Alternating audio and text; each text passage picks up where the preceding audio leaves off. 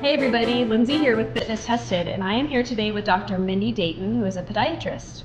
Hi Lindsay, thank you. I'm super happy to be here with you guys. As Lindsay said, I'm a podiatrist, so a foot and ankle specialist. Our clinic, Foot and Ankle Center of Iowa and Bunion Surgery Specialist, has 3 locations in the Des Moines Metro, Ankeny, Grimes, and in Des Moines on Fleur, as well as in Fort Dodge. So super excited to be here today to really focus on the best shoes for bunions. Bunions are a big part of our practice and something that we're super passionate about.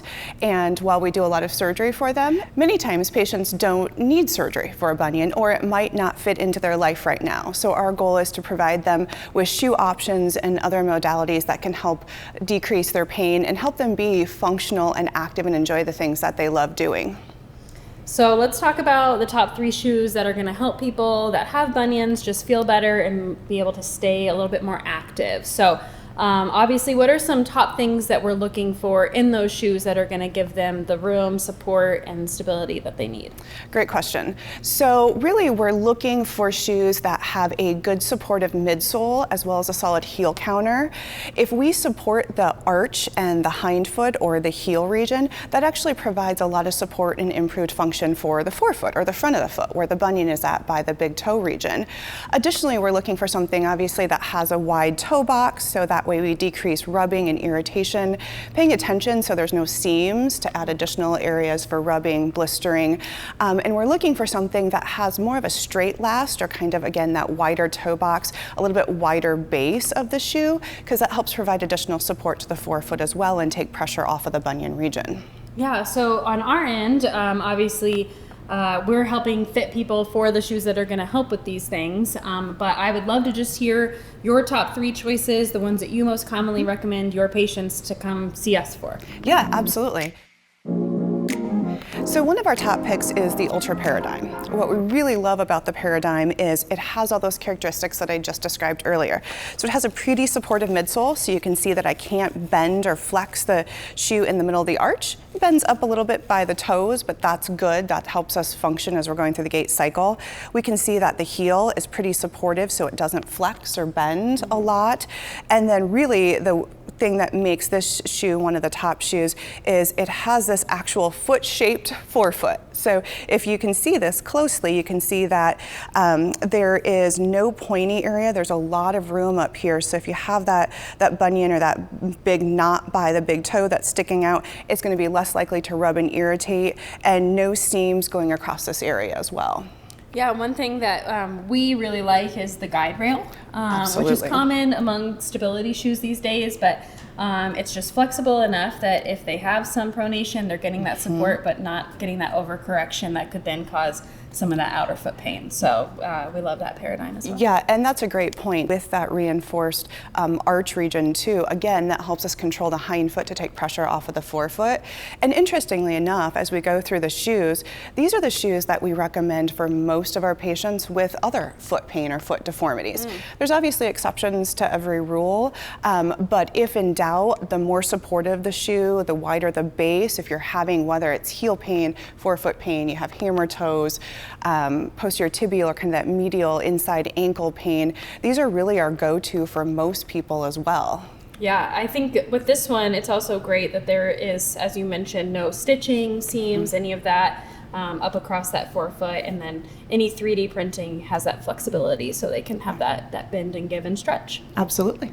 Well, let's talk about our next one, shall we? All right, we shall. All right, the next one that we're going to highlight today is the New Balance 860. So again, going back, and I know I probably keep reiterating this, but these are keys to look for. It has that really good midsole, so not super flexible in the arch, has some decent reinforcement through the medial arch here, but also has some give, so some nice cushion to it. Additionally, we've got that really nice solid heel counter, because if we can control that heel movement, that's going to help decrease strain on the front of the foot. Again, no seams up here in the forefoot, and a pretty decent wide toe box too, so we're not crowding those toes, because interestingly interestingly enough, bunions are oftentimes associated with hammer toes. So hammer toes are also when those other toes start to curl up.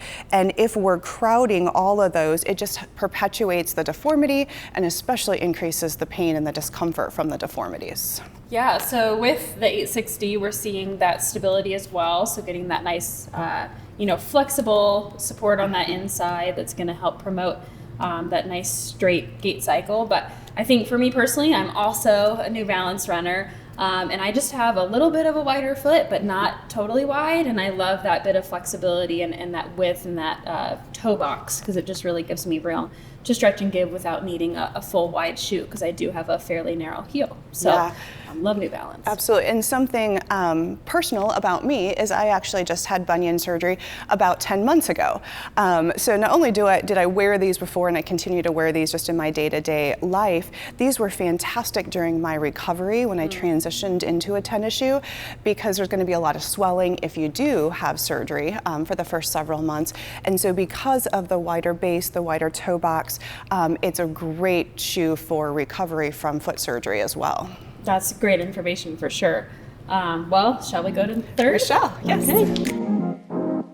All right, and the third shoe that we're going to highlight today is our Brooks Aerial and our Brooks Beast. So we've got the men's and the women's version. So this has a lot of the similar characteristics to everything that we just described, but one additional thing is it really has this really nice wide base. You can see here what we call more of a straight last. So this is going to give a lot of room up in the forefoot, as well as increase that support in the forefoot. So when you're running, when you're walking, when you're out playing with the grandkids, whatever it may be, that increased base is going to really help take pressure off of the bunion region, help take pressure off of the entire ball of the foot. Because in many cases when a patient has a bunion, the big toe joint where the bunion is at doesn't bear the weight like it's supposed to. So that weight shifts underneath second, third, fourth toes or on the bottom of the foot right behind the toes. And so we want to really focus on making sure that we distribute that weight better, more evenly as well, and have both a wider but also a thicker forefoot support. When you have a bunion, you can see all the shoes that we reviewed have a nice little bit thicker forefoot to help distribute that weight and take the pressure better. Sure, and these, the Beast and the Aerial are going to have that guide rail system as well. Absolutely. So just getting that great support. One thing that I would note in terms of these versus the other two that we've discussed is these are a little bit heavier, a little bit denser. So if you're doing more of the kind of heavy duty type stuff, you're walking a lot, you're going to be out and about, you need something really nice and sturdy underneath. I feel like these are kind of that like tried and true kind of solid shoe, whereas I would say the other two are maybe a little more athletic feeling, a little lighter. Yeah, I think that's actually a great point that you bring up. So I am a huge fan of the Brooks Aerial, and I don't love it as much to run in. I do run in it, but for my walking, my distance walking, it's probably one of my go-tos for that. But another interesting thing is oftentimes people will come in, and I'm sure you experience this too, they're really concerned about the weight of the shoe. Now again, while I told you this is not my favorite running shoe, I do run in it.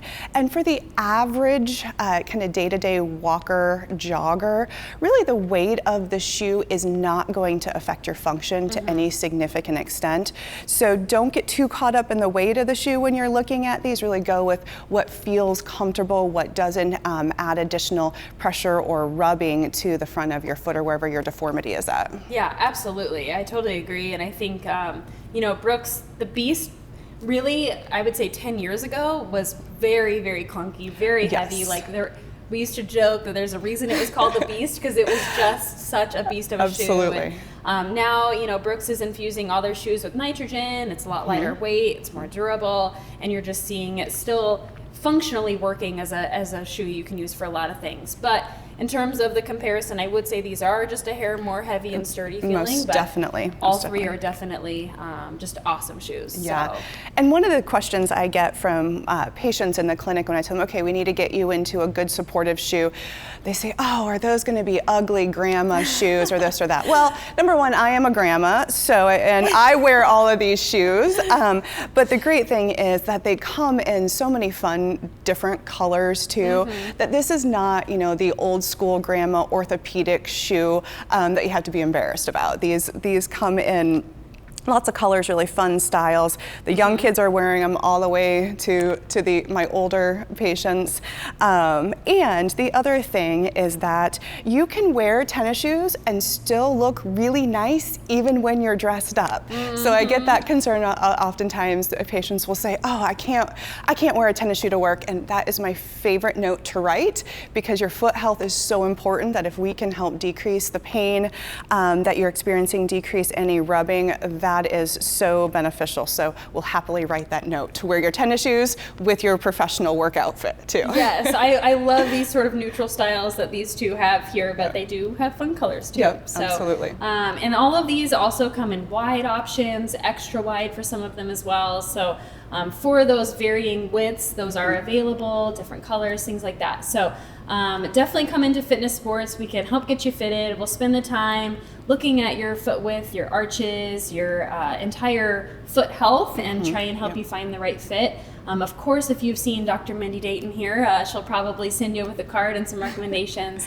And we just love that. We love getting the opportunity to help people with foot ailments, particularly bunions and things like that. Just get a shoe that can really help them feel like they can keep up with the activities that keep them happy and enjoy their lifestyle. Yes, great. Well, thank you so much. Yeah, it was awesome to have you. Thanks for helping us go over this. And you can shop with us in person at any of our 6 locations, or find us online at shop.fitnessports.com. You can also contact Mindi Dayton here and get it set up at the Foot and Ankle Center of Iowa.